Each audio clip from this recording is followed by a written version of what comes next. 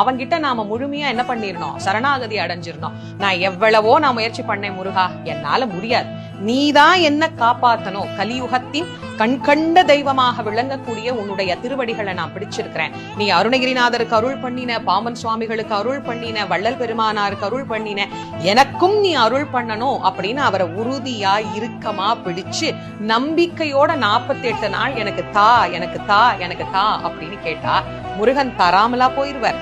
அப்ப அந்த நம்பிக்கை, அந்த உறுதி வழிபாடு என்பது இந்த 48 நாட்கள் ஒரு மண்டலம் நமக்குள்ளே பிறக்கிற போது நாம் நினைத்த காரியம் நிறைவேற்றுவதற்கு உண்டான சூழல் அங்கே தானாக உருவாகிவிடும். ஆக இது அதி அற்புதமான பலன்களை நமக்கு பெற்று தருவதற்கு நாமே தான் முயற்சி செய்யணும். நமக்கு வேணும்னா நாம தான் செஞ்சுக்கணுமே தவிர நான் போய் நான் கும்பிட்டேன் எனக்கு கிடைக்கல, நான் போன வருஷம் விரதம் இருந்தேன், நான் இந்த வருஷம் விரதம் இருந்தேன் அப்படின்னா வருஷத்துக்கு ஒரு முறை தானே கேட்கிறோம். ஆனா